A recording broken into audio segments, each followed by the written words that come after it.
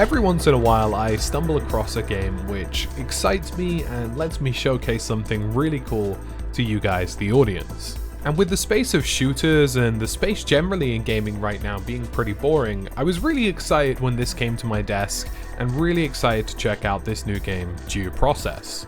As a quick disclaimer, this video is in fact sponsored by the guys over at Due Process who wanted me to check this out, so that's just something I have to let you guys know. And I'm bringing you this showcase today because this was a game I kind of already had my eyes on before they emailed me, and I was very excited when they did email me. So for those of you who are unaware, Due Process is an early access tactical first-person shooter that revolves around planning and teamwork in procedurally generated environments. And if that sounds exciting to you, it's because it is. There's a lot to love about this game and a lot that I really enjoyed with my hands-on time, and you're probably going to see it on stream and on the channel in the future as well. And I want to dive into some of the key components of this game. But effectively, Due Process is a little bit like your CSGO, a little bit like your Rainbow Six Siege. There is a plan to defuse a bomb, there is a defending team, an attacking team, but Due Process shakes it up a little bit. There's various different procedurally generated environments, and there is a full-blown planning system which makes the game much more intricate and in many ways a lot more fun than other shooters that try to do similar things. The game also has some level of destructible environments, destructible scenery, and all sorts of knickknacks in between that I want to talk about. So let's start with the procedurally generated environments. In this team-based 5v5 shooter, the environments that you go up against actually change weekly. Every single week there's a Steam update that changes the assistance of the actual environments themselves and redefines certain elements of them. For example, you may be playing on a certain map which features an arcade, and that arcade may have a box-style layout. But then the week later, the arcade could be 3 times bigger, have different layouts, different routes, and everything changes in weekly updates, meaning that you're never playing in the same environments over and over again, and this really shakes up the meta of things. This really changes the approach and the angle that you have to take every single week. It's also fantastic for new players like myself because there is never, this one map where everybody's already mastered the peaks and the angles and it's impossible to get involved because it changes. Nobody can master the peaks and angles of every single room if those rooms are constantly shifting about the map.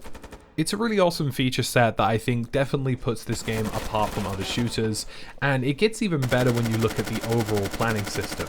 So Due Process features this really cool planning system, and you can do this with your teammates or the randoms you happen to encounter, which so far the community has been really awesome from my experience, and there is both a casual and ranked playlist. And from this you can create various different plans, where you're going to enter, how you're going to attack the bomb. Are you going to disable the light switches to try and use your night vision goggles? Are you going to try and use a wall breaching charge, smoke grenades, flashbangs? What is the plan? How are you going to execute what you're trying to achieve here?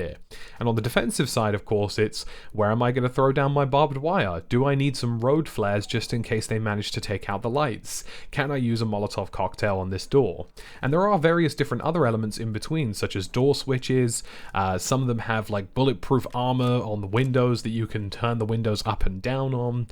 You can turn off and on various different items throughout the map, such as the light switches, and even some entryways as well. So it's a really interesting process, and the defenders and attackers have to have a relatively cohesive plan when they go in. And the planning doesn't just pertain to the map as well. You also have to think about the in-game economy.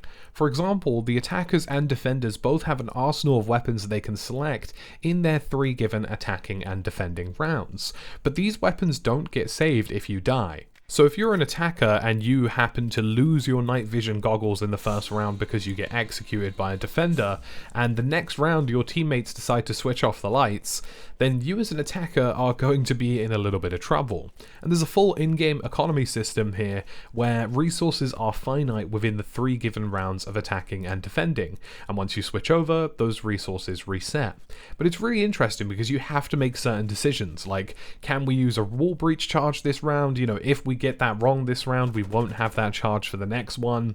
Should we be using assault rifles, semi-autos, or sniper rifles? Should we be using shotguns? And all of these are finite resources, and once these resources start getting low, you'll have to improvise and adapt your individual plans. And what makes this super spicy in my opinion is that even if you die, you can actually watch the plan unfold and even draw on the map to try and indicate to your teammates what you want to do or what's going on. You can give them individual callouts of where you died, and everything happens in real time as well. This isn't an arbitrary map or anything. This is a real-time map that you can switch between first-person perspectives inside and a top-down perspective of where you are. Drawing on the map, plotting out different pings and deciding where you're going to use your assets is a really big part of this game, and it's something that I felt made it feel very fresh and definitely very different. You know, there's a level of communication that I haven't experienced in other shooters before, especially in the ranked mode. Things get definitely very intense, and it's fun. It's really fun because, you know, you get to watch mistakes get made, you get to watch your fellow comrades suddenly die in a random room, and from a top-down perspective it looks a little bit like Cluedo as well, which is really cool. And you can also steadily watch your plan either work perfectly or completely fall apart. I've had some rounds where our plan goes picture perfect and I don't even need to fire a shot because everybody else has done their job, and I've had other rounds where I've entered a doorway and been instantly shotgunned in the head. But all of it makes for a pretty fresh experience, which is really fun and really enjoyable to do.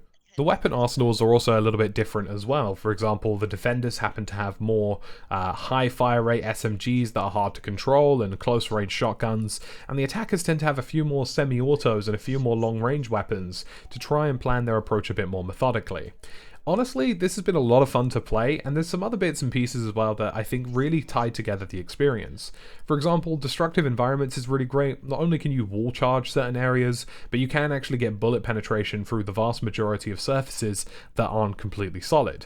So if there's a guy waiting on the other side of the door, you can quickly blitz the door with your assault rifle to make sure that he isn't sitting there.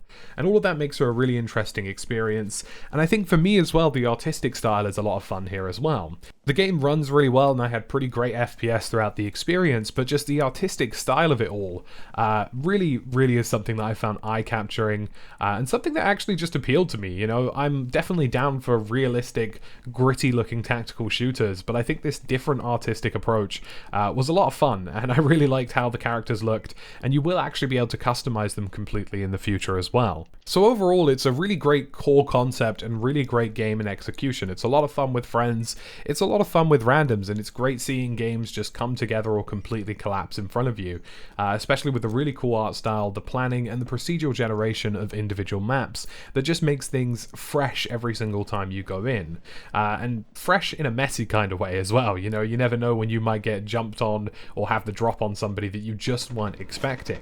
And I think what's really great about Due Process and what I enjoyed the most about this experience is the thought that has gone into the background. There are a lot of early access shooters out there where things just don't get thought about. For example, in Due Process, you can actually play a casual game whilst you queue for the ranked mode. You can switch between different perspectives seamlessly between the map and first-person perspectives if you happen to die. There are various performance optimizations. You can change HUD settings in the middle of a game, or you can change game settings in the middle of a game. You can select the microphone device that you want to use and also change the volume inside the game. You can use volume sliders for each individual one of your teammates. So if you have a guy who has a super loud mic and then another guy who's got a really quiet mic, you can level those out before the round starts.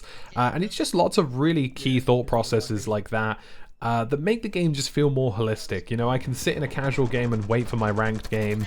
I can fine-tune people's microphones without the game going haywire, and actually switch input device as well, which is really nice because, as many of you know, some tactical shooters do struggle with stuff like that, which is really good. I think when you combine all of those really great quality of life services, the fact that there are servers more or less everywhere in America, South America, Europe, Japan, Australia, the SEA region, and Russia, and just, yeah, the really great quality of life features with the good graphical features of the game that just make it really interesting and unique, and the unique planning system and execution system, and the fun gunplay as well. I think I just had a really holistically good experience when playing Due Process, and that's why I wanted to bring you guys this showcase piece that they sponsored today, because it's just a lot of fun. And when you have fun in a shooter, you know, you can sink hours into it. Even the optimization, I was getting like 130 FPS at 1440p, which is great for me. I think that's a really good and playable experience for a shooter. And this is an early access game that has a roadmap that's progressively improving as well, with things that they've already implemented and more things to come as well, like new weapons and gear, the ability to have a shield system as well, various different map tile sets. It's really exciting stuff, and it's a really seemingly well thought about and well prepared project, and also a development team who seem very in tune with what their community wants from them and what equates to fun gameplay in due process. They seem to have a really good understanding of that. It has a really fun competitive nature to it, and you can even name your team before you jump into a round, which is another nice quirky feature. And all of these features just come together: the quality of life, the fun gameplay, the good looking graphics that are appealing, the planning system, the execution system, the destructible environments that are procedurally generated to create this really unique and interesting first person shooter that I just had a ball of a time with. And I'm really excited to show this to you guys today. And of course, if you want to check it out, there'll be a link below to their Steam, their early access store. And of course, again, I do want to specify that this was sponsored by the guys at Due Process just for this individual video, but you probably will see more of this on the channel. Whether or not it's going to be some mad gameplay, I don't know. I'm still getting grips to it. But I did get a couple of executions. I did do pretty well for my first few games, and I was impressed with myself for that. But as always, folks, thank you for watching this video. Feel free to check out Due Process in the description below, and I'll catch you again in another video.